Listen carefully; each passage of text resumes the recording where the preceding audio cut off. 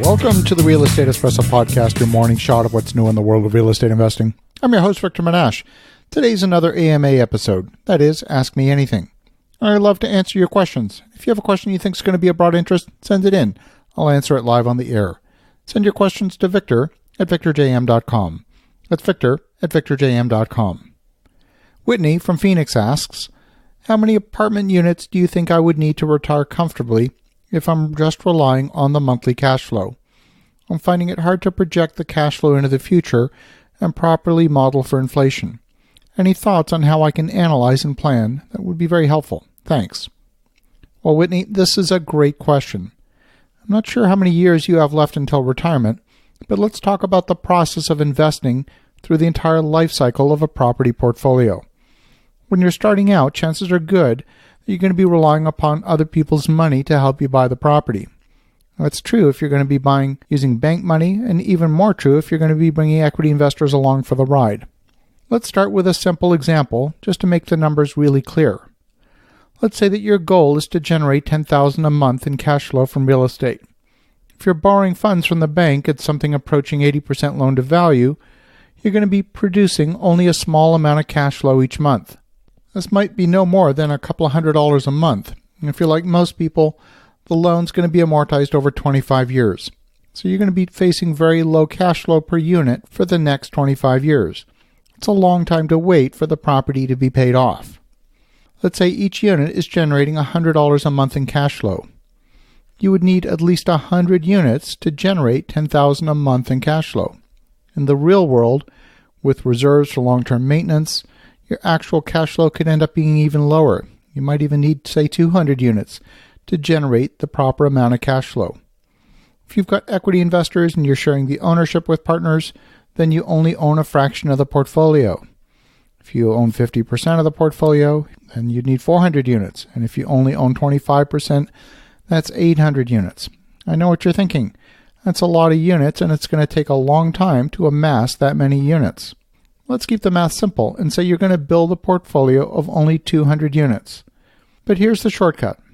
Let's say you buy one project of 50 units every year. I think almost anybody properly structuring things can buy 50 units a year. If you're going to raise the capital with a few friends and syndicate the project, at the end of 4 years, you'd end up owning 25% of the portfolio. In that case, you might need 800 units. That would be the same as if you bought 200 units outright yourself. Now, you could wait the 25 years, at the end of which you would own those 200 units free and clear. The fact is, properties that carry no debt generate a tremendous amount of cash flow. If you own those 200 units free and clear, you could easily expect, $700-800 a month in positive cash flow per unit. That's $160,000 a month in cash flow. But you've got to wait 25 years to get the cash flow, and in the meantime, you're barely squeezing by. Not only that, you've got to build a huge portfolio and manage it for 25 years in order to achieve an incredible monthly cash flow. And what if you don't want to wait 25 years? What if you're in your early 50s and you only have 15 years until retirement? You might be worried that you're running out of time. Well, there's a shortcut that can help save you time dramatically. If you're facing a 25-year amortization, you're going to pay off 30% of that loan balance in the first 10 years. So let's say that you buy one property of 50 units each year for 4 years, and at the end of 4 years, you own those 200 units. Now let's say you decide to hold them for another 10 years, and at the end of 10 years, you decide to sell 3/4 of the portfolio. Now you're only left with 50 units. You might have some capital gains, and you're going to decide to pay the capital gains tax on the properties you sold. So you may have some additional equity apart from the principal paydown on your loan.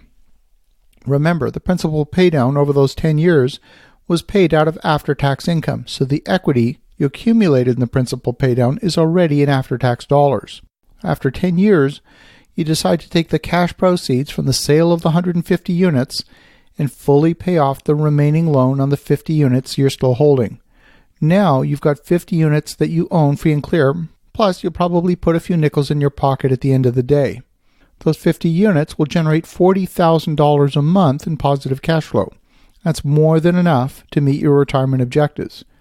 You don't need that many units free and clear to generate a very strong monthly cash flow, but you definitely want enough units that you can afford the dedicated resources of property management and all the business functions necessary to run an effective real estate business. I want to thank you, Whitney, for a great question. And for the listeners at home, have an awesome rest of your day.